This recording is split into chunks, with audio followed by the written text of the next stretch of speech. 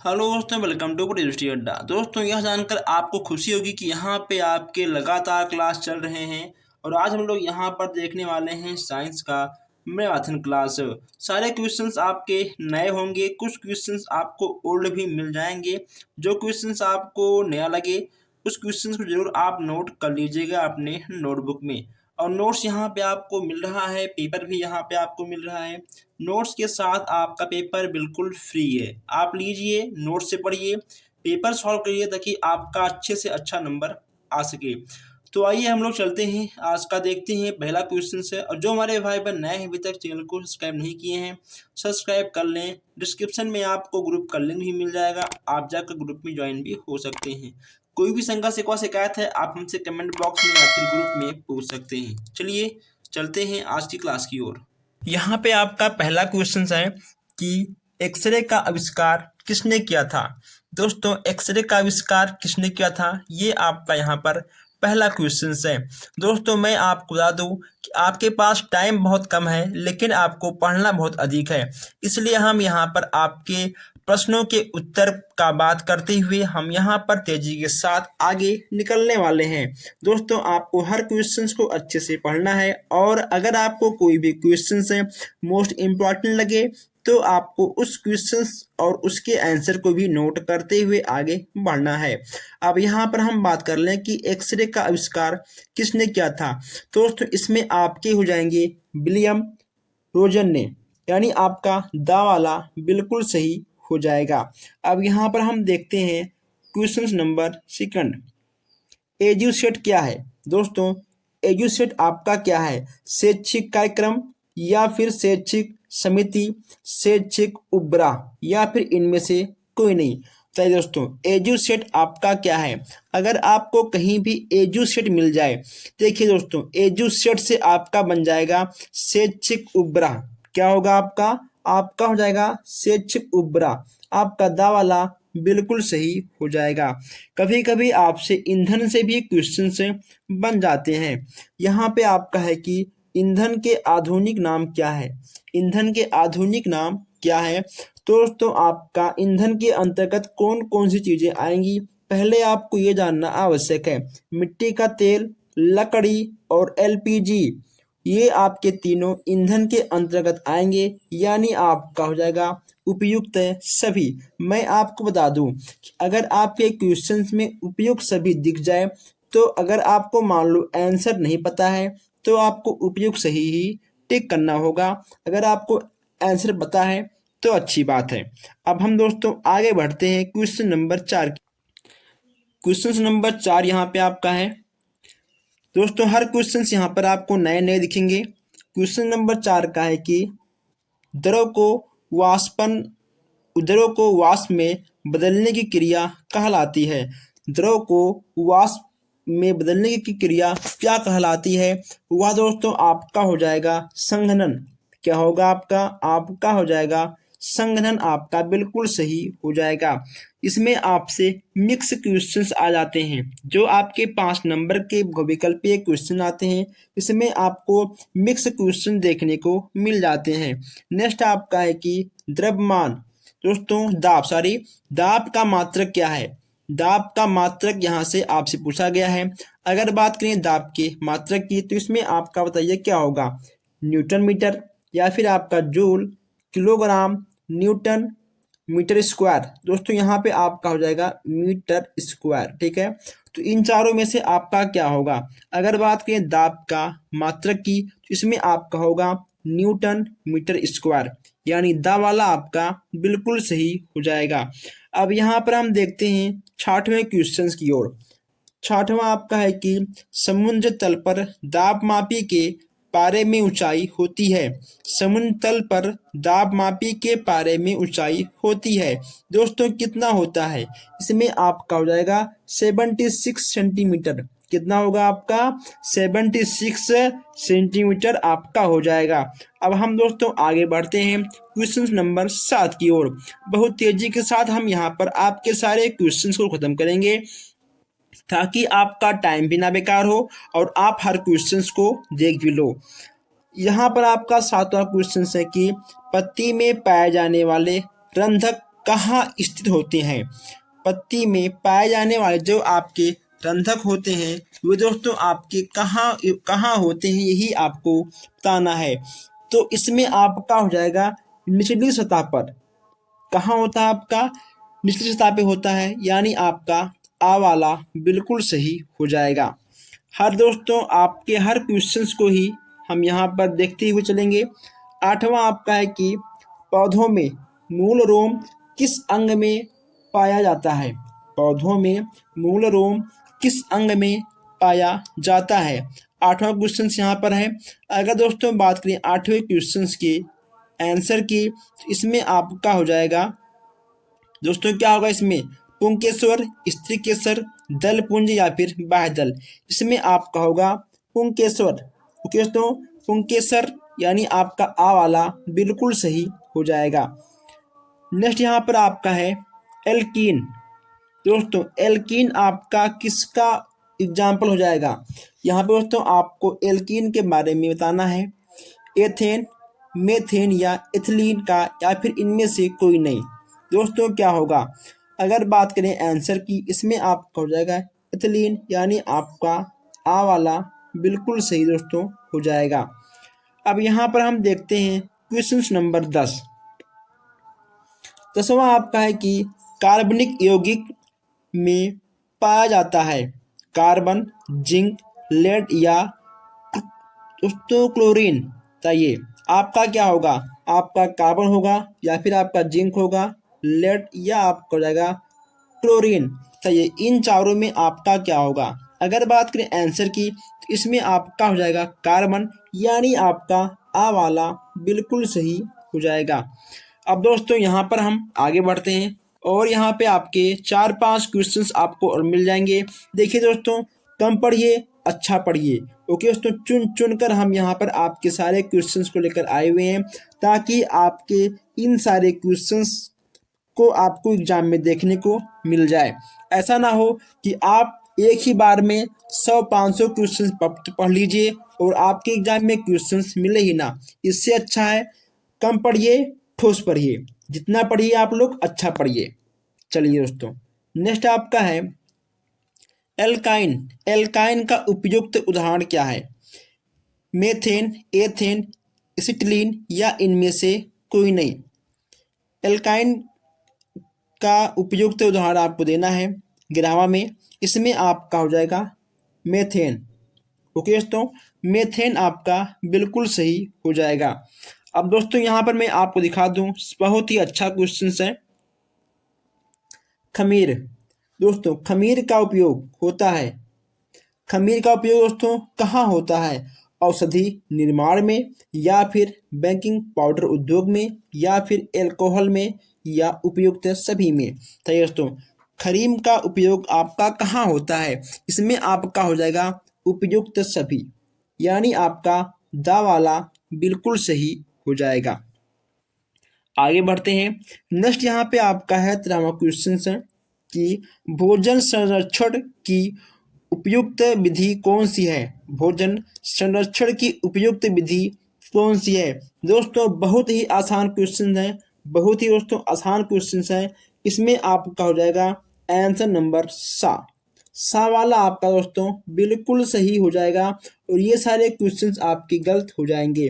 तो दोस्तों आपके एग्जाम में आसान क्वेश्चन ही आते हैं, बस केवल आपको क्वेश्चंस को समझना होता है। आप क्वेश्चन को समझते हुए आगे बढ़ेंगे तो आप हर क्वेश्चन से कर ले जाएंगे। अब यहाँ पर देखते हैं नेक्स्ट क्वेश्चन आपका है भोजन संरक्षित करने की मुख्य विधियों में से एक है। भोजन संरक्षित करने की मुख्य विधियों में से एक है। इसमें आपका क्या होगा? दोस्तों इसमें आपका हो जाएगा शीतलन विधि, यानी आपका सा वाला बिल्कुल सही हो जाएगा। दोस्तों अब यहाँ पर हम आगे बढ़ते हैं, और यहाँ एक क्वेश्चन हम लोग और देखते हैं। 15वां आपका है कि खान। दोस्तों 15वां आपका है खान एवं खनिज। ठीक है, खान एवं खनिज अधिनियम कब पारित हुआ था? दोस्तों कब हुआ था आपको ये बताना है। आप इस क्वेश्चंस को नोट कर लीजिए। दोस्तों आप इसको 3 स्टार में भी लगा सकते हो। यह क्वेश्चन आपका इस बार आने का चांस बन रहा है। आप इस क्वेश्चन को जरूर नोट करिएगा। अगर बात करें आंसर की, इसमें आपका हो जाएगा 1948। ओके दोस्तों, 1948 आपका हो जाएगा। अभ्रक का उपयोग किया जाता है। अभ्रक का उपयोग सबसे अधिक किसमें किया जाता है? अगर बात करें उपयोग की, तो इसमें आपका हो जाएगा विद्युत उद्योग में। दोस्तों किसमें? आपका हो जाएगा इसका आंसर विद्युत उद्योग। आपके कपड़े में, रासायनिक में या फिर आपके चीनी मिलों में नहीं किया जाता है। आपका होगा सबसे सटीक आंसर सा वाला। सा वाला आपका बिल्कुल सही हो जाएगा। अब यहाँ देखते हैं 17वां क्वेश्चन है। वे पदार्थ जिन पर पड़ने वाला आंशिक रूप से निर्गत होता है दोस्तों तब होता है जब, दोस्तों कब होता है? तब होता है जब अल्प पारदर्शक होता है। दोस्तों यहाँ पर आपको लिखना होगा अल्प। यहाँ पे हल्का सा टाइपिंग मिस्टेक है, यहाँ पे आप लोग लिख लीजिएगा अल्प। ठीक है, अल्प पारदर्शक, यानी आपका सा वाला बिल्कुल सही हो जाएगा। अब यहाँ पे आपका 18वां क्वेश्चन है। दोस्तों इसके आगे वाले क्लास में हम सब आगे के क्वेश्चंस को कर चुके हैं। अब यहाँ पे आपका 18वां क्वेश्चन है। किस प्रकाश स्रोत से उपछाया नहीं बनता है? किस प्रकाश स्रोत से आपका उपछाया नहीं बनता है? पहले आपको यह समझना है कि आखिर आपका उपछाया होता क्या है। आपने एक नाम सुना होगा परछाई। दोस्तों जो आपका परछाई बनता है वही आपका उपछाया कहलाता है। अगर हम लोग सूर्य के प्रकाश की बात करें, इससे आपका उपछाया यानी परछाई बनती है। ठीक है, और अगर हम बात करें यहाँ पर सभी प्रकाश स्रोत से, दोस्तों अगर यहाँ पर हम सभी प्रकाश के स्रोत की बात करेंगे दोस्तों यहाँ पर भी आपको उपछाया देखने को मिल जाएगा। लेकिन दोस्तों अगर हम बात करेंगे बिंदु प्रकाश स्रोत से, तो बिंदु प्रकाश स्रोत से आपकी उपछाया नहीं बनते हैं। यानी कुल मिलाकर आपका सा वाला बिल्कुल सही हो जाएगा। इनमें से कोई नहीं आपका गलत हो जाएगा। सूर्य और सभी प्रकाश स्रोत ये भी आपके गलत हो जाएंगे, यानी आपका सा वाला बिल्कुल सही हो जाएगा। अब यहाँ देखते हैं 19वां क्वेश्चन है। आपका 19वां क्वेश्चन बोल रहा है कि सूर्य के सबसे निकट ग्रह कौन सा है? सूर्य के सबसे निकट ग्रह कौन सा है? दोस्तों अगर बात करें कि सूर्य के सबसे बड़े ग्रह का नाम क्या है, उसका आप लोग आंसर मुझे कमेंट बॉक्स में दोगे। और सूर्य से सबसे दूर ग्रह किस ग्रह को कहते हैं उसका भी आप लोग आंसर हमें कमेंट बॉक्स में दोगे। सूर्य के सबसे निकट दोस्तों अगर बात करें तो इसमें आपका हो जाएगा बुध। क्या होगा? इसमें आपका बुध, यानी आपका इसमें सा वाला बिल्कुल सही हो जाएगा। दोस्तों यहाँ पर हम एक चीज देख पा रहे हैं। देखिए दोस्तों, जैसे कि यहाँ पे आपको दिख रहा है बाना, दोस्तों यहाँ पे आपका ठीक है बा हो जाएगा। यहाँ पे आपका बा हो जाएगा, थोड़ा सा मिस्टेक हुआ है दोस्तों। यहाँ पे आपका हो जाएगा ठीक है बा, तो इसमें आपका सा वाला यानी बुध आपका सबसे सही हो जाएगा। अब हम आगे बढ़ते हैं। आप लोग वीडियो को भी शेयर करते हुए आगे बढ़ सकते हैं। 20वां आपका यहाँ पर है कि ध्रुव तारा किस दिशा का सूचक है? ध्रुव तारा किस दिशा का सूचक है? इसमें आपका हो जाएगा उत्तर। दोस्तों किसका होगा? आपका उत्तर आपका बिल्कुल सही हो जाएगा। इसमें भी दोस्तों आपका सा वाला बिल्कुल सही हो जाएगा।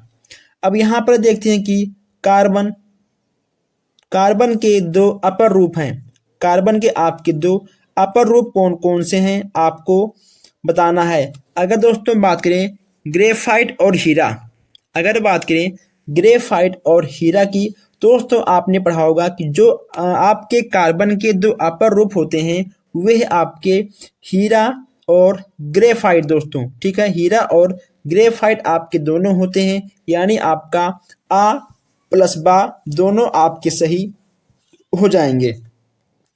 ग्रेफाइट और हीरा आपके बिल्कुल सही हो जाएंगे। नेक्स्ट आपका है कि तारे हमें छोटे क्यों दिखाई देते हैं?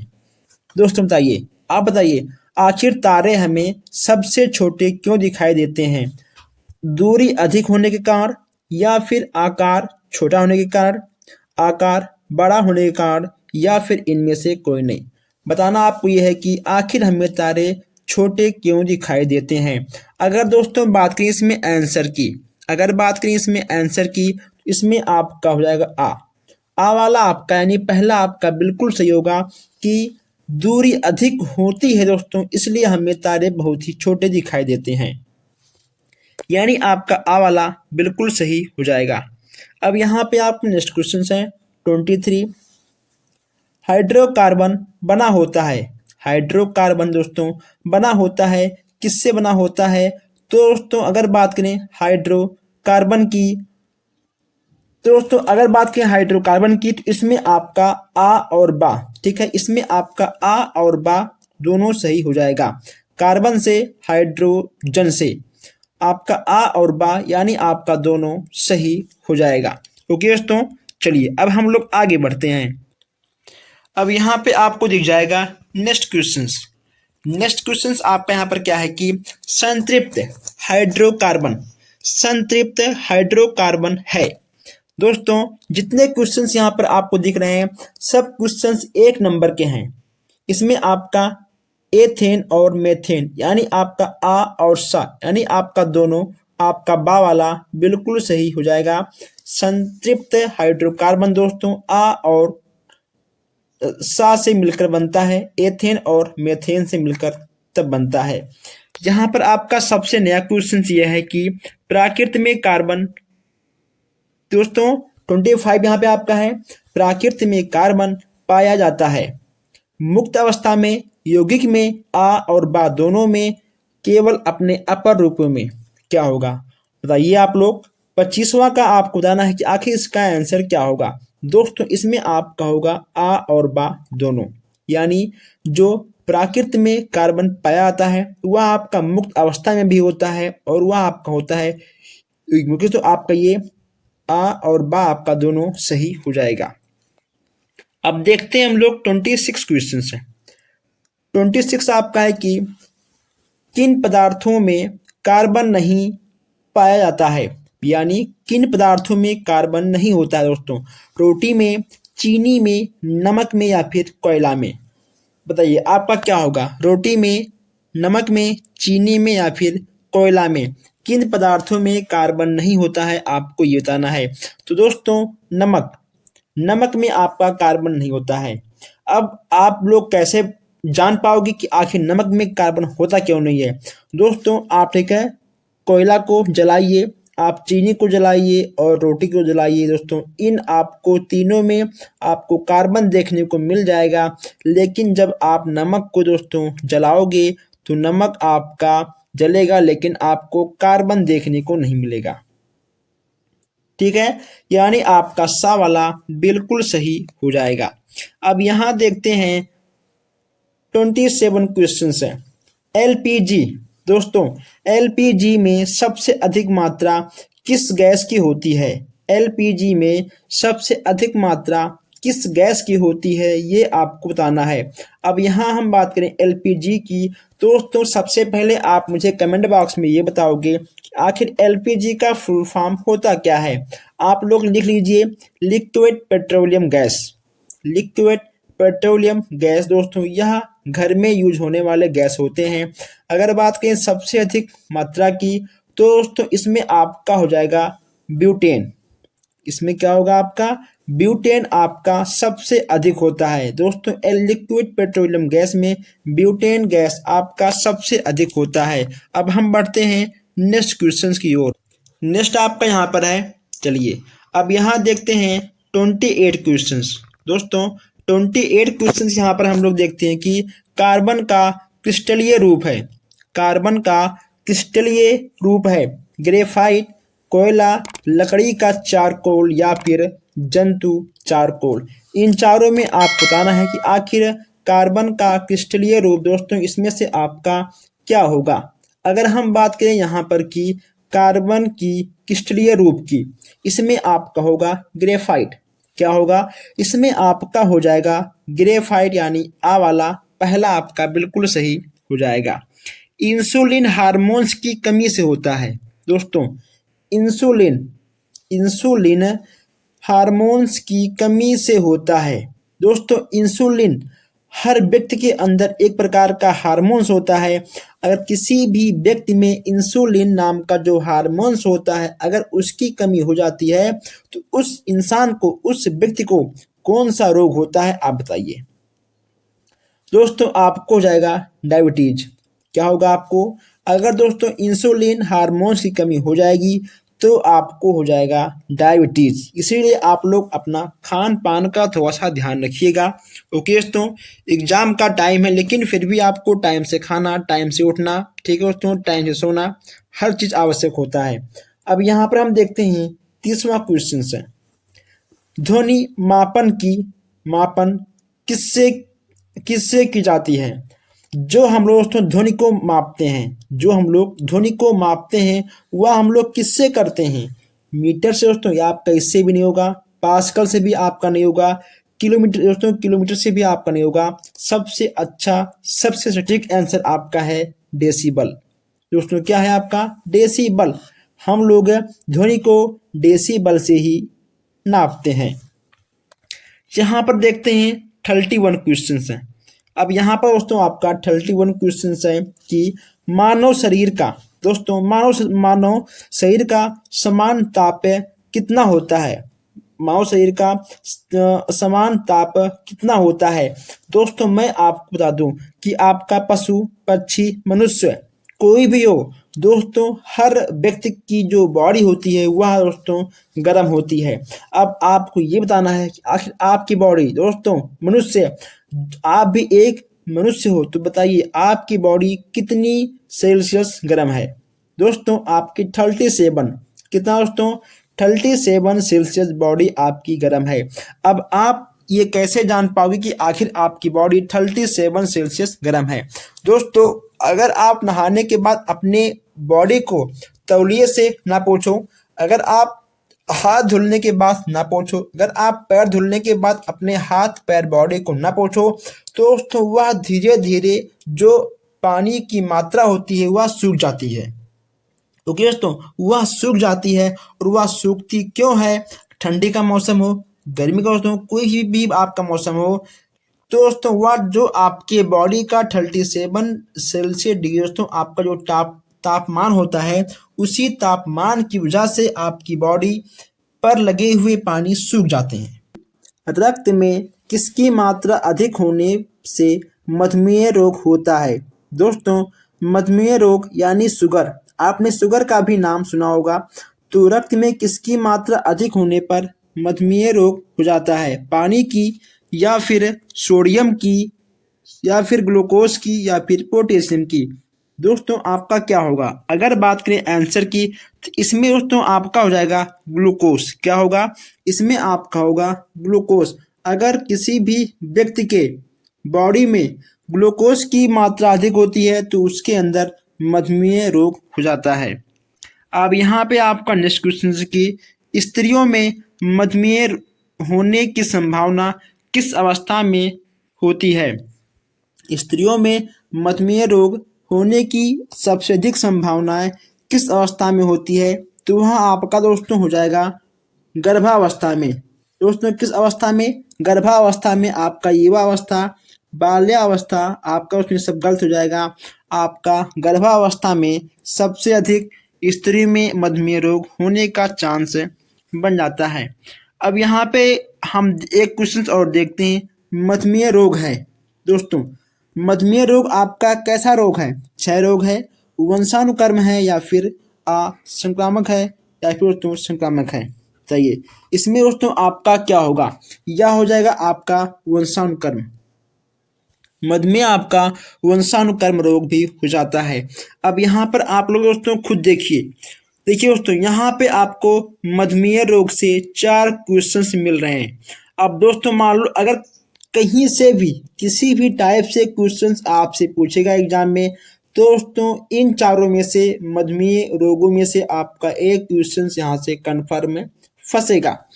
अब यहाँ पे आपका नेक्स्ट क्वेश्चन है 35, मधुमेह में रोगी को कौन सी दवा दी जाती है? देखिए दोस्तों, मधुमेह में रोगी को कौन सी दवा दी जाती है? इसमें आपका हो जाएगा इंसुलिन। क्या होगा? इसमें आपका हो जाएगा इंसुलिन। देखिए दोस्तों, अब यहाँ पर आपका मधुमेह रोगी को दवा कौन सी दी जाती है इसका, ओके दोस्तों। और मधुमेह रोग आपका कौन सा है, वंशानुक्रम है। स्त्रियों में सबसे अधिक संभावनाएं कब होती हैं, ओके दोस्तों। उसके बाद यहाँ पर रक्त में किसकी मात्रा अधिक होने पर आपको मधुमेह रोग होता है। आपको दोस्तों यहाँ पर 4 क्वेश्चन बहुत ही अच्छे से मिले हैं। आप इन चारों क्वेश्चंस को नोट करिए और आगे बढ़िए। ठीक, चलिए अब यहाँ पर आपका है कि उच्च रक्तचाप कितने प्रकार का होता है। उच्च रक्तचाप कितने प्रकार का होता है ये आपको बताना है। 2, 3, 4 या 5। दोस्तों कितना होगा, अगर बात करें आंसर की, इसमें आपका हो जाएगा 3 प्रकार का। कितने दोस्तों, इसमें आपका हो जाएगा 3 प्रकार का, यानी उच्च रक्तचाप आपका 3 प्रकार का हो जाता है। सबसे आसान क्वेश्चन, सबसे अच्छा क्वेश्चन दोस्तों, पर्यावरण दिवस कब मनाया जाता है। यह हो जाएगा आपका 5 जून। दोस्तों सबसे आसान क्वेश्चन है, इसमें हम आपको क्या बताएं, आप ऐसे क्वेश्चंस को आंख बंद करके भी टिक कर सकते हो। आपको जाएगा 5 जून। आगे बढ़ते हैं। अब यहाँ पे आपका एक क्वेश्चन और है, 38 क्वेश्चन। दोस्तों 38 आपका है कि पृथ्वी के चारों ओर कितनी ऊंचाई तक वायुमंडल का विस्तार होता है। पृथ्वी के चारों ओर कितनी ऊंचाई तक वायुमंडल का विस्तार होता है दोस्तों। लगभग 100 किलोमीटर, लगभग 15, लगभग 60 या फिर लगभग 150। क्या होगा, अगर बात करें इसमें आंसर की, इसमें आपका हो जाएगा लगभग 60 किलोमीटर। ओके दोस्तों, कितना होगा आपका, लगभग होगा 60 किलोमीटर। अब यहाँ पे आपका नेक्स्ट क्वेश्चन है 39 की प्रकृति की रचना है। प्रकृति की रचना कौन कौन सी है। मनुष्य, पेड़ पौधे, जंतु। दोस्तों मनुष्य, पेड़ पौधे, जंतु, हम सब प्रकृति के ही देन है, यानी आपका हो जाएगा उपयुक्त सभी। आपका दा वाला बिल्कुल सही दोस्तों हो जाएगा, आपका दा वाला बिल्कुल सही हो जाएगा। ठीक है दोस्तों, बिना डाउट के हम लोग आगे बढ़ते हैं। डाउट नहीं किसी भी क्वेश्चन में तो आगे बढ़ो, अगर कोई भी डाउट हो आप हमसे कमेंट बॉक्स में पूछ सकते हो। अब यहाँ हम देखते हैं कि बर्फ का तापमान होता है कितना। दोस्तों बर्फ का तापमान कितना होता है, क्योंकि दोस्तों बर्फ का तापमान कितना होता है ये आपका होता है, काट दीजिए। ठीक, बर्फ का तापमान कितना होता है ये आपको बताना है। अगर बात करें तापमान की तो दोस्तों इसमें आपका हो जाएगा 0 सेल्सियस। दोस्तों इसमें कहीं भी आपको 0 नहीं दिखेगा, लेकिन दोस्तों यहाँ पे आपको लिखना है, देखिए 0 जहाँ पे आपका लिखा है 6 दोस्तों, वहाँ पे आपका हो जाएगा देखिए 0, यानी हो जाएगा आपका 0 सेल्सियस। क्या होगा आपका बर्फ का तापमान होता है 0 सेल्सियस। दोस्तों कभी कभी होता क्या कि कभी कभी टाइपिंग में मिस्टेक हो जाती है, लेकिन कोई बात नहीं, आप उसको ठीक कर सकते हो, आप खुद ही इतने समझदार हो। अब यहाँ देखते हैं 41 क्वेश्चन है।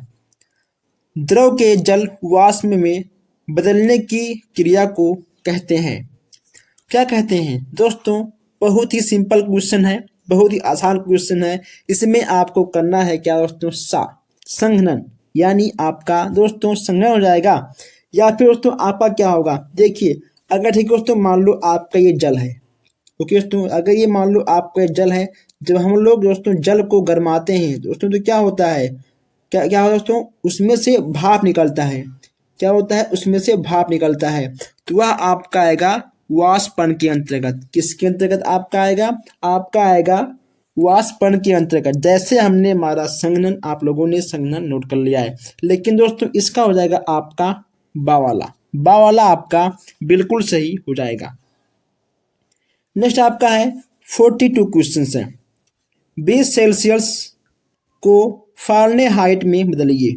दोस्तों कभी कभी आपको फारेनहाइट से सेल्सियस में, कभी कभी आपसे सेल्सियस से फारेनहाइट में क्वेश्चन पूछ ले जाते हैं। तो 20 सेल्सियस को आपको बदलना है फारेनहाइट में।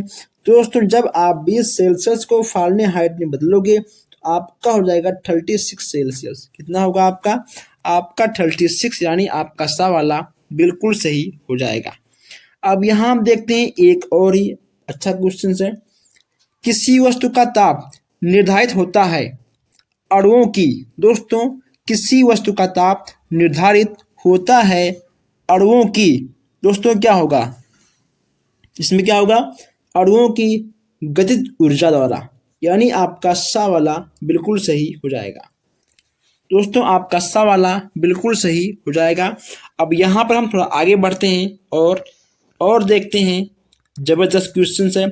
अगर जो हमारे भाई बहन नए हैं, जो पहली बार इस क्लास को ले रहे हैं, वो लोग चैनल को सब्सक्राइब कर लें, और जो हमारे भाई बहन सब्सक्राइब कर चुके हैं वो लोग वीडियो को शेयर कर दें, ताकि जो हमारे भाई बहन अभी हमसे नहीं जुड़ पाए हैं वो जुड़ें, ताकि उनका साइंस में बैक ना आए। दोस्तों आपको यहाँ से 5 में 5 नंबर आपके बहुविकल्प में जरूर मिलेगा। यहाँ पे आपका नेक्स्ट क्वेश्चन है कि नेक्स्ट यहाँ पे आपका है थर्मामीटर बनाने में पारा उपयोग लेते हैं। दोस्तों इसका मतलब ये है कि जब हम लोग बनाते हैं, क्योंकि इसका मतलब ये है कि जब हम लोग थर्मामीटर बनाते हैं तो हम लोग उसमें पारे का उपयोग क्यों करते हैं, बताइए हम लोग उसमें पारे का उपयोग क्यों करते हैं। इसका क्वथनांक अधिक होता है, इसलिए हम लोग थर्मामीटर को बनाने में पारे का उपयोग करते हैं। ओके दोस्तों, पारे का उपयोग लेते हैं। इसमें आ वाला आपका बिल्कुल सही होगा, क्योंकि इसका क्वथनांक अधिक होता है। 44 का आपका आ वाला यानी आपका पहला बिल्कुल सही हो जाएगा। अब यहाँ देखते हैं 45 क्वेश्चन। सूर्य का ताप नापा जाता है। दोस्तों सूर्य का ताप नापा जाता है, हम लोग सूर्य के ताप को किससे नाप सकते हैं। दोस्तों सूर्य के ताप को हम लोग किससे नाप सकते हैं बताइए। इसमें आपका सा वाला बिल्कुल सही हो जाएगा। ओके दोस्तों, सा वाला आपका इसमें बिल्कुल सही हो जाएगा। दोस्तों 46 क्वेश्चन आपका है कि 0 सेल्सियस के बर्फ को गर्म करने पर पानी का ताप होगा। जब हम लोग 0 सेल्सियस बर्फ को गर्म करेंगे दोस्तों, तो पानी का ताप कितना होगा बताइए आप लोग। पानी का ताप आपका कितना आएगा दोस्तों, आपका रहेगा 0 सेल्सियस ही। कितना दोस्तों आएगा आपका 0 होगा, क्योंकि दोस्तों अगर हम लोग बर्फ को रख देंगे तो दोस्तों बर्फ आपका खुद ब खुद पिघल जाएगा।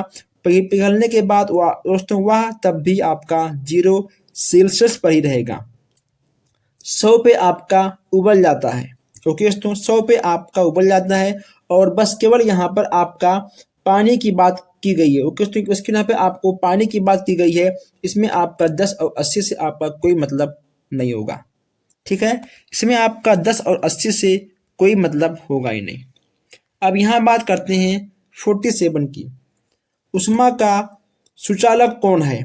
उष्मा का सुचालक कौन है दोस्तों, इसमें आपका हो जाएगा तामा। क्या होगा दोस्तों, तामा होगा। अब यहाँ पर एक बात ये बनती है कि आखिर आपका सुचालक और कुचालक, एक आपका होता है दोस्तों एक कुचालक, एक आपका होता है कुचालक।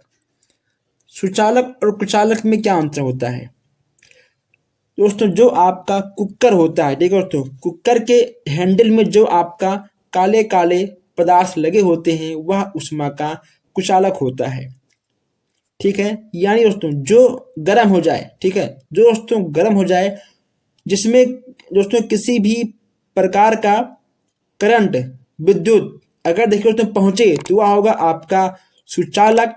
अगर वहां पर दोस्तों अगर किसी भी पदार्थ में विद्युत का असर होता है तो होगा आपका सुचालक, अगर नहीं होता है तो आपका हो जाएगा कुचालक। ओके दोस्तों, लकड़ी, सूखी हुई लकड़ी, कांच और दोस्तों कागज, इन सब में आपका विद्युत का प्रभाव नहीं होता है, यह हो जाएगा आपका कुचालक। जिसमें आपका प्रभाव होगा वह होगा आपका सुचालक, जिसमें नहीं होगा वह होगा आपका कुचालक। तो सुचालक और कुचालक दोस्तों आपकी दोनों टाइप से क्वेश्चन से बन जाते हैं। अब हम आगे बढ़ते हैं और देखते हैं नेक्स्ट क्वेश्चन से। चलिए यहाँ पे आपका नेक्स्ट क्वेश्चन है कि द्रवों में उष्मा का संग्रहण होता है। दोस्तों 48 क्वेश्चन बताइए। 48 क्वेश्चन दोस्तों आपको यहाँ पर बताना है। बहुत ही अच्छा क्वेश्चन है दोस्तों। इसमें आपका क्या होगा, अगर बात करें तो इसमें आंसर की, तो इसमें आपको जाएगा आ वाला। इसमें तो आपका आ वाला बिल्कुल सही हो जाएगा। अभी हमने आगे बात किया था दोस्तों, और ये क्वेश्चन आपको यहाँ पर देखने को मिल गया।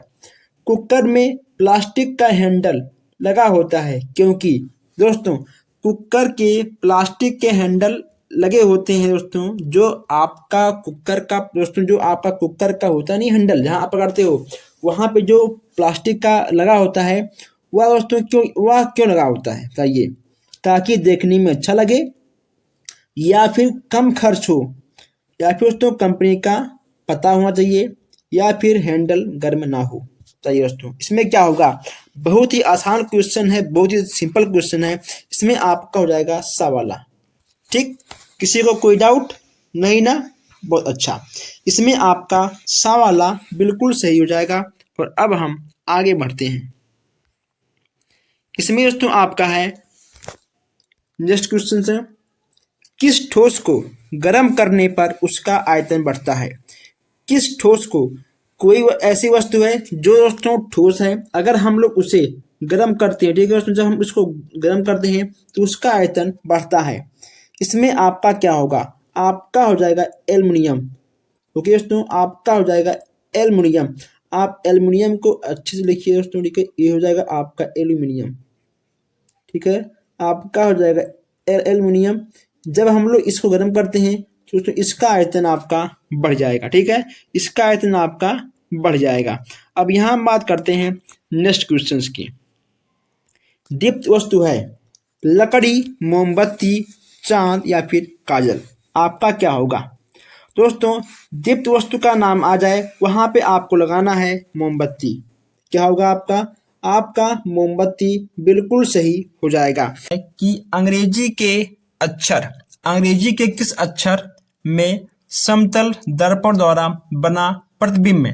ओके दोस्तों, यहाँ पे आपका होगा प्रतिबिंब। आप यहाँ पे इसको दोस्तों प्रतिबिंब ठीक कर लीजिए। यहाँ पे आप ये जो यहाँ पे आपको दिख रहा है प्रतिबिंब में, इसको आप ठीक कर लीजिए। यहाँ पे आपका होगा प्रतिबिंब में। कभी कभी मिस्टेक हो जाता है टाइपिंग में, कोई बात नहीं दोस्तों। यहाँ पे आप लोग इसको प्रतिबिंब में ठीक कर लीजिए। प्रतिबिंब में अक्षर की तरह नहीं होगा। ऐसे क्वेश्चन आपके एग्जाम में आएंगे तो आपको दोस्तों मारना है क्या? यन। ओके दोस्तों, जो आपके अंग्रेजी के अक्षर के समतल दर्पण द्वारा जो आपका प्रतिबिंब बनता है दोस्तों, वह आपका एन प्रकार का नहीं होता है, लेकिन आपका HVM प्रकार का होता है। लेकिन आपका पूछा है नहीं, यानी जो आपका गलत है वही आपका सही है, तो एन वाला आपका बिल्कुल सही हो जाएगा। अब यहाँ पर हम बात करते हैं तबले में ध्वनि कैसे उत्पन्न होती है। तबले में आपकी ध्वनि कैसे उत्पन्न होते हैं? रगड़ने से, फूंक मारने से, दोस्तों खींचने से, या फिर उसको ठोकने से। ठीक है, आघात मतलब दोस्तों उस पर, ठीक है, मारने से। आघात मतलब होता है ठोकने से। तो जब हम तबले पर दोस्तों ठोकते हैं, ठीक है, जब हम ठोकते हैं तभी उसमें से ध्वनि उत्पन्न होती है। ठीक, तो आपका दा वाला बिल्कुल सही हो जाएगा। अब यहाँ पे आपका नेक्स्ट है कि सितार में ध्वनि कैसे उत्पन्न होती है?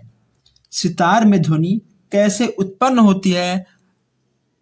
रगड़ने से, फूंक मारने से, खींचने से, या फिर आघात से। तो दोस्तों सितार पे हम लोग ना फूंक मारते हैं, फूंक तो मारते हैं हम लोग बांसुरी में, और ना हम लोग उसको आघात, ना हम लोग उसको ठोकते हैं, और ना हम लोग दोस्तों उसको रगड़ते हैं। जो आपके सितार होते हैं उसको हम लोग खींचते हैं, खींचने से तब उसमें ध्वनि उत्पन्न होता है। यानी आपका इसमें सा वाला बिल्कुल सही हो जाएगा। ऐसे ऐसे आपके क्वेश्चंस आ जाते हैं एग्जाम में कि आप लोग कंफ्यूज मत होइएगा, आप टिक मार के रहिएगा। अब यहाँ पे आपका नेक्स्ट क्वेश्चन है कि ढोल में, दोस्तों ढोल में ध्वनि कैसे उत्पन्न होती है? अब यहाँ पर आप लोग देख लीजिए एक बात, अगर आपसे पूछ ले तबला, अगर पूछे आपसे तबला या फिर आपसे पूछ ले ढोल, ये दोनों दोस्तों आपके दोनों भाई हैं। तबला आपका ढोल दोनों भाई है। इस पे भी आपको आघात मारने से ही इसमें ध्वनि उत्पन्न होगा। ठीक, आपका तबला आपका ढोल दोनों छोटे भाई बड़े भाई हैं, यानी इन दोनों को मारने से ही आपका ध्वनि उत्पन्न होगा। अब यहाँ पर हम आगे बढ़ते हैं। 56 क्वेश्चन आपका है। ध्वनि की चाल सबसे अधिक किसमें होती है? ध्वनि की चाल सबसे अधिक किसमें होती है? दोस्तों इसमें उत्तर हम क्या बताएं? इसका आंसर आपको खुद पता होगा। अगर मान लो हम द्रव को पटकेंगे दोस्तों, फेंक देंगे, तब भी इसमें ध्वनि उतनी तेजी से नहीं आएगी। दोस्तों गैस, निर्वात दोस्तों, इन सब में आपका जो ध्वनि है सबसे कम होगा। ठोस में, ओके दोस्तों, ठोस में जो ध्वनि का चाल होता है सबसे अधिक होता है। किसमें होता है? ठोस में। ठोस में आपका ध्वनि का चाल सबसे अधिक हो जाता है। अब यहाँ पर हम बात करते हैं 57 क्वेश्चंस की। कितने क्वेश्चंस की? 57 क्वेश्चंस की हम लोग यहाँ पर बात करते हैं। ध्वनि सुनने के लिए समय अंतराल आवश्यक होता है। यानी अगर मान लो हम बोल रहे हैं और आपसे कोई और बोल रहा है, ठीक है दोस्तों, तो हमारे ध्वनि में या फिर हमारे एक शब्दों के बाद जो हम दूसरा शब्द बोलते हैं, दूसरा शब्द सुनने के लिए आपको कितना समय का अंतराल आवश्यक होता है? ओके दोस्तों, कितना समय का अंतराल आपका आवश्यक होता है? तो इसमें आपका हो जाएगा आ। दोस्तों आ वाला आपका बिल्कुल सही हो जाएगा। प्रकाश में प्राकृतिक स्रोत है। प्रकाश में प्राकृतिक स्रोत है, इसमें दोस्तों आपका क्या होगा? अगर बात करें प्रकाश के प्राकृतिक स्रोत, जो आपके सूर्य होते हैं, हम सबको सूर्य से भी प्रकाश मिलता है, और जो आपके तारे होते हैं हमको तारों से भी प्रकाश मिलता है। आपने देखा होगा दोस्तों जुगनू, ठीक है, आप लोगों ने गर्मी के महीने में आप लोगों ने देखा होगा जुगनू। ठंडी के महीने में ये जुगनू बहुत कम आते हैं, लेकिन बरसात के महीने में और गर्मी के मौसम में, बरसात और गर्मी के मौसम में जुगनू आपने देखा होगा। जो हमारे भाई बहन गांव से बिलोंग करते हैं उन्होंने देखा होगा। जो सिटी में है उनकी बात हम नहीं करते हैं, लेकिन जो गांव से बिलोंग करते हैं वो लोग जुगनू देखे होंगे। अगर आपने जुगनू देखा है तो आप लोग कमेंट करिए कि हाँ सर हमने जुगनू देखा है। तो ये तीनों आपके प्रकाश के स्रोत हैं, प्राकृतिक के प्रकाश के स्रोत हैं। यानी आपका उपयुक्त सभी, आपका दा वाला बिल्कुल सही हो जाएगा। दा वाला आपका बिल्कुल सही हो जाएगा। अब यहां देखते हैं हम लोग 60वां क्वेश्चन से। बैरोमीटर से क्या मापा जाता है? बैरोमीटर से हम लोग क्या नापते हैं? दाब, संवेग, ऊर्जा या वायुमंडलीय दाब। बताइए दोस्तों, 60वां आपका है कि बैरोमीटर से हम लोग क्या नापते हैं। सबसे आसान क्वेश्चन है, वायुमंडलीय दाब। क्या नापते हैं हम लोग? वायुमंडलीय दाब हम लोग नापते हैं बैरोमीटर से। अब हम यहाँ पर आगे बढ़ते हैं। जो हमारे भाई बहन अभी तक हमारे चैनल को सब्सक्राइब नहीं किए हैं, बस केवल वो वीडियो को देख रहे हैं, वो सब्सक्राइब कर लें ताकि कोई भी क्लास आपसे मिस ना हो। यहाँ पे आपका 61 क्वेश्चन है कि ग्रीन हाउस किसके प्रभाव का कारण है? ग्रीन हाउस किसके प्रभाव का कारण है? जल प्रदूषण, वायु, मृदा या फिर इनमें से कोई नहीं। बताइए दोस्तों, ग्रीन हाउस किसके प्रभाव का कारण आपका बन सकता है? अगर बात करें हम लोग ग्रीन हाउस की, तो इसमें आपका हो जाएगा वायु प्रदूषण, ठीक है। यानी आपका बा वाला बिल्कुल सही हो जाएगा। अब यहाँ पर हम नेक्स्ट क्वेश्चन देखते हैं। हरित लवण रहित पौधे का समूह है। दोस्तों क्या होगा? इनमें से क्या होगा? मैं आपको बता दूं दोस्तों, अगर मान लो आपको कोई भी क्वेश्चन नहीं आ रहा है, ठीक है, आप पहले हमारी इस बातों को सुन लीजिए। अगर मान लो आपको कोई भी क्वेश्चन नहीं आ रहा है, अगर उसमें आ और बा दोनों ऐसे क्वेश्चंस आपको दिख जाएं या फिर आपको दिख जाए उपयुक्त सभी, दोस्तों आपको इन्हीं दो क्वेश्चंस को टेक करना होगा, ठीक है दोस्तों। 99% आपके वही क्वेश्चन सही होते हैं, आपके उपयुक्त सभी वाले या फिर आ और बा वाले या फिर सा और दा वाले, ऐसे क्वेश्चंस आपके बिल्कुल सही हो जाते हैं। तो आपका इसमें होगा दा, यानी उपयुक्त सभी। अब यहाँ पे आपका 63 क्वेश्चन है। किसी वस्तु द्वारा प्रति सेकेंड किए गए कंपनियों की संख्या को क्या कहते हैं? दोस्तों इसमें क्या होता है आप लोग, यह आपका बिल्कुल नया क्वेश्चन है, आपको इस क्वेश्चन को जरूर नोट करना चाहिए। ओके दोस्तों, आपको इस क्वेश्चन को जरूर नोट तो करना चाहिए, क्योंकि यह आपका एक प्रकार का सबसे नया क्वेश्चन है। ओके दोस्तों, चलिए इसमें क्या होगा आपका, इसमें आपका हो जाएगा आवृत्ति। दोस्तों क्या होगा, इसमें आपका हो जाएगा आवृत्ति। ठीक है, चलिए आगे बढ़ते हैं। यहाँ पे आपका है कि वायु दाब आरोपित करती है, वायु दाब दोस्तों आरोपित करती है। इसमें क्या होगा, केवल ऊपर की दिशा में, केवल नीचे की दिशा में, चारों दिशाओं में, किसी दिशा में नहीं। सही, इसमें आपका क्या होगा दोस्तों, इस अगर बात करें वायु दाब आरोपित करती है तो दोस्तों पूरब पश्चिम उत्तर दक्षिण, ठीक है दोस्तों, ईस्ट वेस्ट नॉर्थ साउथ आपका हो जाएगा चारों दिशाओं में, यानी आपका सा वाला बिल्कुल सही हो जाएगा। दोस्तों आइए हम लोग आगे बढ़ते हैं। अब यहाँ पे देखते हैं 65 क्वेश्चन है। यहाँ हम लोग 65 क्वेश्चन देखते हैं। नेक्स्ट आपका है कि निम्नवत में से अक्रिस्टलीय कार्बन के अपर रूप हैं, इसमें से आपका कौन होगा, ग्रेफाइट, सुगर चारकोल, हीरा या फिर फुलरेन। दोस्तों इनमें से आपका कौन सा होगा, अगर बात करें आंसर की, इसमें आपका हो जाएगा सुगर चारकोल, यानी आपका इसमें बा वाला बिल्कुल सही हो जाएगा। ओके दोस्तों, आपका बा वाला बिल्कुल सही होगा, आपका ना ग्रेफाइट होगा, ना आपका हीरा होगा और ना आपका होगा फुलरेन। बा वाला आपका बिल्कुल सही हो जाएगा। अब यहाँ बात करते हैं अनुप्रस्थ तरंगों में दो सिंगड़ों के बीच की होती है आयाम, अर्ध आयाम तरंग धैर्य या फिर अर्ध तरंग धैर्य। इसमें से आपका क्या होगा, 66 क्वेश्चन यहाँ पर आपका है, बहुत ही अच्छा क्वेश्चन है। इसमें आपका हो जाएगा सा वाला, यानी आपका हो जाएगा तरंग धैर्य, आपका सा वाला बिल्कुल सही हो जाएगा। अब यहाँ पर देखते हैं नेक्स्ट क्वेश्चन है। नेक्स्ट आपका है कि डॉक्टरी थर्मामीटर, दोस्तों जो डॉक्टरी वाला होता है, डॉक्टरी थर्मामीटर में ताप मापने का विभाजन स्केल होता है, वह आपका किस में होता है, सेल्सियस में होता है या फिर आपका होता है फारेनहाइट सेल्सियस में, या फिर आपका होता है फारेनहाइट में।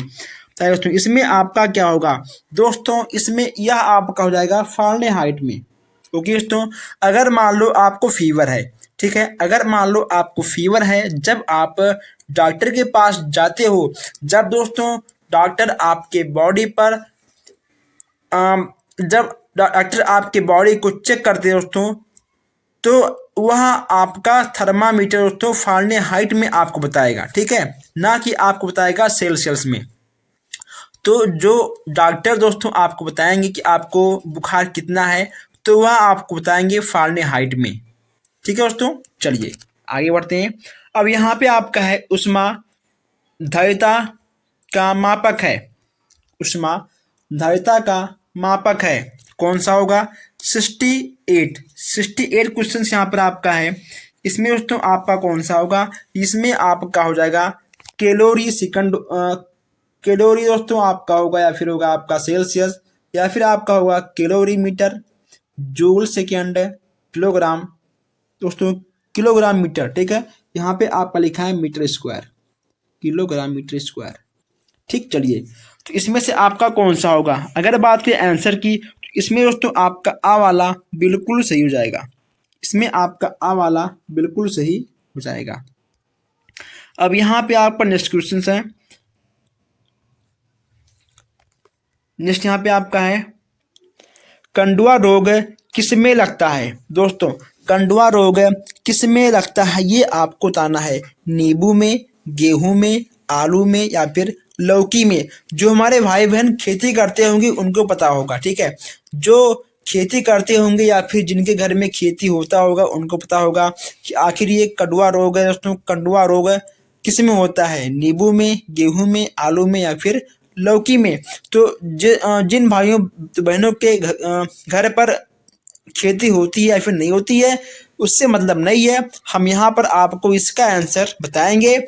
इसका दोस्तों होगा आंसर आपका गेहूं में।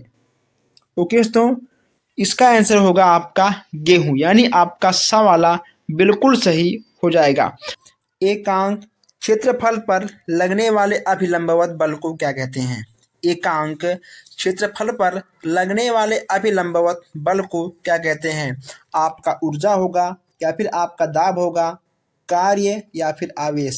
सही दोस्तों, इन चारों में से आपका क्या होगा? एकांक क्षेत्र पर लगने वाले अभिलंबवत बल को क्या कहते हैं? आप लोग हर क्वेश्चंस के आंसर को अच्छे से सोच समझ कर दीजिएगा। अगर बात करें आंसर की, तो इसमें आपका हो जाएगा दाब। दाब यानी आपका बा वाला बिल्कुल सही हो जाएगा। और यहाँ पे आपका नेक्स्ट क्वेश्चन से कि चीनी उद्योग में गन्ने के रस को रंगहीन करने में प्रयुक्त करते हैं। दोस्तों, यानी कुल मिलाकर आपको ये जानना है कि चीनी मिलों में गन्ने के जो रस के रंग होते हैं उसको बदलने के लिए किसका प्रयोग किया आता है? ओके दोस्तों, किसका प्रयोग किया आता है ये आपको बताना है। तो अगर बात करें इसके आंसर की, तो इसका आंसर आपका हो जाएगा जंतु चारकोल। क्या होगा आपका? आपका हो जाएगा जंतु चारकोल। सवाल आपका बिल्कुल सही हो जाएगा। अब यहाँ पर देखते हैं 72 क्वेश्चन है घड़े में। दोस्तों, घड़े में एक मिनट, हाँ दोस्तों अब सही है। घड़े में रखा पानी किस विधि के द्वारा ठंडा हो जाता है? अगर मान लो हम घड़े, दोस्तों कहा गया है कि घड़े का पानी पीना हमारे बॉडी के लिए बहुत ही लाभदायक होता है। तो आपको ये चीज़ मालूम होना चाहिए कि आखिर घड़े में रखा हुआ पानी किस विधि के द्वारा ठंडा होता है। तो अगर बात करें आंसर की, तो इसमें आपका हो जाएगा वाष्पन। क्या होगा इसमें आपका? इसमें आपका होगा वाष्पन, यानी आपका इसमें दा वाला बिल्कुल सही हो जाएगा। दोस्तों, मैं आपको बता दूं कि हम चारों क्वेश्चंस को इसलिए नहीं पढ़ते हैं क्योंकि दोस्तों आपका टाइम बेकार ना हो, और आप हर क्वेश्चंस को देखते हुए, हर क्वेश्चंस के आंसर को देखते हुए, समझते हुए आप आगे बढ़ते रहिएगा, ताकि आपका टाइम भी ना खराब हो। उसके बाद आपके सारे क्वेश्चंस भी हो जाएं। अब यहाँ पर हम आगे बढ़ते हैं। नेक्स्ट यहाँ पे आपका है कि पत्ती में पाया जाने वाला रंध्रक कहाँ पे होता है? दोस्तों, पत्ती में जो रंध्रक होता है वह पत्तियों में कहाँ होता है? ऊपरी सतह पर या फिर नीचे होता है? दोस्तों बताइए कहाँ होता है आपका? ऊपर नीचे आपका कहाँ होता है? अगर बात करें आंसर की, तो इसमें आपका हो जाएगा बा। तो इसमें आपका बा यानी आपका हो जाएगा निचली सतह पर। ठीक है, बा वाला आपका इसमें बिल्कुल सही हो जाएगा। अब यहाँ पर थोड़ा हम आगे बढ़ते हैं। यहाँ पे आपका 74 क्वेश्चन से कि दाब अधिक कब होता है? दाब अधिक कब होता है? बैठने पर, एक पैर से खड़े होने पर, लेटने पर, या फिर दोनों पैर से खड़े होने पर? दोस्तों, बैठने पे तो होगा नहीं, ठीक, बैठने पे तो होगा नहीं, और आपका लेटने से भी नहीं होगा। ओके दोस्तों, आपका लेटने से भी नहीं होगा। उसके बाद जब हम दोनों पैर पर रहेंगे या फिर एक पैर पर रहेंगे, दोस्तों अगर हम एक पैर पर रहेंगे तो उस पर, तो एक पैर पे दाब सबसे अधिक पड़ेगा, यानी कुल मिलाकर आपका होगा बा। बा वाला आपका बिल्कुल सही होगा कि एक पैर से खड़े होने पर दाब सबसे, दोस्तों दाब सबसे अधिक, हाँ ठीक है, तो दाब सबसे अधिक कब लगता है? जब हम एक पैर से खड़े होते हैं। अगर मान लो यहाँ पे लिखा होता कि दाब कम कब लगता है, ओके दोस्तों, दाब जो है कम कब लगता है, तो यह दोस्तों आपका हो जाता, ठीक है, दोनों पैर पे खड़े होने पर। चलिए अब आगे बढ़ते हैं। यहाँ पे आपका नेक्स्ट क्वेश्चन है कि निम्नलिखित में से किसमें कार्बन नहीं होता है? तो नमक, चीनी, रोटी, कोयला। दोस्तों, हम इस क्वेश्चंस को आपको एक बार बताए थे इसके नेक्स्ट वाली क्लास में, तो आप इसको बताइए कि आखिर इसमें क्या होगा। अगर हम रोटी को जलाएंगे, अगर हम चीनी को जलाएंगे, अगर दोस्तों हम कोयला को जलाएंगे, तो इसमें आपका कार्बन का मात्रा होता है, आपको इसमें कार्बन दिख जाएगा। लेकिन दोस्तों जब हम नमक को जलाएंगे तो इसमें आपको कार्बन नहीं दिखेगा, यानी आपका आ वाला बिल्कुल सही हो जाएगा। चलिए आगे बढ़ते हैं। अब यहाँ पे आपका है 76 क्वेश्चन है। निम्नलिखित में दाब से संबंधित नियम है। दाब से संबंधित नियम दोस्तों आपका किस नियम से है? मैकाले, थॉर्नडाइक, न्यूटन और पास्कल। ठीक है दोस्तों, इन चारों में से आपका क्या होगा? अगर बात करें 76 क्वेश्चंस के आंसर की, तो इसमें आपका हो जाएगा पास्कल का नियम। क्या होगा दोस्तों?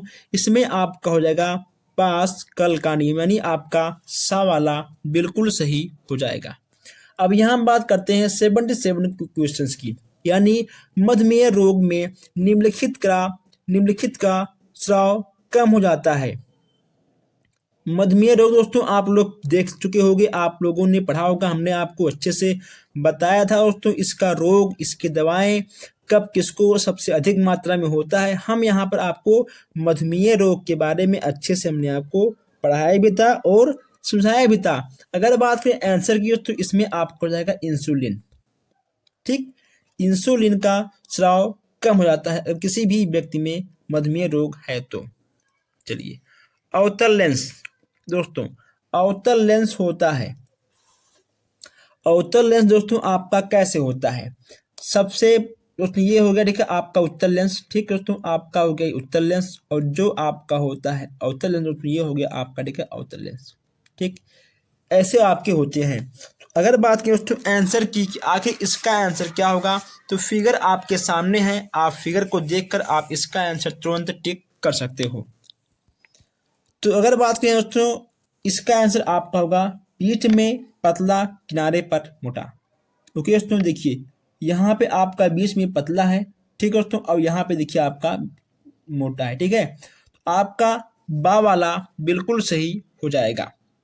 तो दोस्तों आपका अवतल दर्पण, आपका दोस्तों देखिए आपका अवतल दर्पण ऐसे होता है, और दोस्तों देखिए आपका अवतल दर्पण, ठीक, और दोस्तों आपका अवतल लेंस, ठीक है, आपका एक जैसे होता है। चलिए आगे बढ़ते हैं। अब यहाँ पर हम देखते हैं नेक्स्ट क्वेश्चन से, पनीर सिरका डबल रोटी बनाने में निम्नलिखित में से उत्तरदायी सूक्ष्म जीव दोस्तों, यानी पनीर सिरका डबल रोटी बनाने में किस सूक्ष्म जीव का उत्तरदायी होता है? बताइए किसका होगा? विषाणु, जीवाणु, अमीबा या फिर कवक। ओके दोस्तों कवक, ठीक है, यहाँ होगा आपका कवक, ये हो गया आपका बा का वा कवक। ठीक है, यहाँ पे होगा आपका कवक। तो किसका होगा? तो दोस्तों बात की आंसर की, इसमें आपका हो जाएगा कवक। तो क्या होगा? इसमें आपका क्या होगा? जीवाणु। क्या होगा? इसमें आपका होगा जीवाणु। पनीर सिरका ये सब आपके दोस्तों जीवाणु से ही बनते हैं, इनका बहुत ही महत्वपूर्ण रोल उसमें होता है। अब दोस्तों आप ये सोच रहे होंगे कि जब हम लोग पनीर सिरका खाते हैं तो क्या हम लोग जीवाणु खाते हैं? हाँ दोस्तों, आप लोग जीवाणु ही खाते हो, लेकिन दोस्तों जीवाणु हमारे सेहत के लिए लाभदायक होते हैं। जैसे जब दूध से दही बनता है दोस्तों, दूध से दही तब बनता है जब उसमें जीवाणु होते हैं, और वही जीवाणु हमारे पेट के लिए बहुत ही लाभदायक होते हैं। नेक्स्ट आपका है कि हरित लवण पाया जाता है किसमें? दोस्तों किसमें आपका होगा? हरित लवण आपका होता है दोस्तों वनस्पति कोशिका में, यानी आपका बा वाला बिल्कुल सही हो जाएगा। दोस्तों किसमें होगा? आपका बा वाला बिल्कुल सही हो जाएगा। अब यहाँ पर हम देखते हैं कि टेलीफोन का आविष्कार किसने किया था? दोस्तों टेलीफोन का आविष्कार किसने किया था ये आपको बताना है। अगर बात करें टेलीफोन की तो दोस्तों इसमें आप क्यों जाएंगे? ग्राहम बेल सबसे आसान है, आपका हो जाएगा ग्राहम बेल, यानी आपका आ वाला बिल्कुल सही हो जाएगा। नेक्स्ट यहाँ पे आपका है कि कार्बन का क्रिस्टलीय रूप है। कार्बन का दोस्तों क्रिस्टलीय रूप है, इसमें आपका क्या होगा? तो कार्बन का क्रिस्टलीय रूप आपका हो जाएगा हीरा। ओके दोस्तों, काजल, कोयला, जंतु चारकोल ये नहीं होगा, आपका हो जाएगा हीरा, यानी दोस्तों आपका दा वाला बिल्कुल सही हो जाएगा। ओके दोस्तों अब हम यहाँ पर थोड़ा सा आगे बढ़ते हैं और देखते हैं कुछ क्वेश्चन है। यहाँ पे आपका नेक्स्ट क्वेश्चन है, द्रव के गैस द्रव के गैस में बदलने की क्रिया को क्या कहते हैं? तो दोस्तों द्रव के गैस में बदलने की क्रिया को क्या कहते हैं, ये आपको बताना है दोस्तों। इसमें आपका हो जाएगा वाष्पीकरण। ओके दोस्तों, यानी भाप। जब वाष्प बनता है यानी जब भाप दोस्तों बनता है तभी आपका द्रव से गैस में बदलेगा। जब वाष्प होगा, जब भाप बनेगा तभी। आप लोग जब चाय पीते हो आपने देखा होगा कि उसमें से भाप निकलता है, वही आपका होता है वाष्पीकरण। 84 आपका है मटर चना। मटर चना की जड़ों की गांव में पाया जाने वाला जीवाणु है। ओके दोस्तों, जो आपके मटर और चना के जड़ होते हैं दोस्तों, उनके जड़ों में जो गांव पाए जाते हैं उनमें दोस्तों कौन सा जीवाणु होता है, ये आपको बताना है। अगर बात करें आंसर की तो दोस्तों इसमें आपका हो जाएगा आंवला। आंवला आपका इसमें बिल्कुल सही हो जाएगा। अब दोस्तों यहाँ पे आपका है कार्बन का क्रिस्टलीय रूप है। दोस्तों इस क्वेश्चंस को हम लोगों ने कर लिया है। दोस्तों ये क्वेश्चंस हमने आपको 2 से 3 बार कराया था। ये क्वेश्चन दोस्तों आपके लिए है, आप इसका जवाब मुझे कमेंट बॉक्स में जरूर देंगे। ओके दोस्तों, तो दोस्तों आप लोग लगातार वीडियो को देखते रहिए, आप लोग अच्छे से पढ़ते रहिए, क्योंकि दोस्तों आपका एग्जाम बहुत ही नज़दीक है। अगर आपको कुछ भी पूछना है, कुछ भी जानना है तो आप हमसे कमेंट बॉक्स में जान सकते हो, पूछ सकते हो। अगर आपको किसी भी क्वेश्चन में डाउट है तब भी आप हमसे पूछ सकते हो। तो बस दोस्तों आज के लिए इतना ही। कम पढ़िए, अच्छा पढ़िए, जितना पढ़िए उतना आपके एग्जाम में आ जाए। तो बस हम मिलते हैं फिर नेक्स्ट क्लास में। धन्यवाद।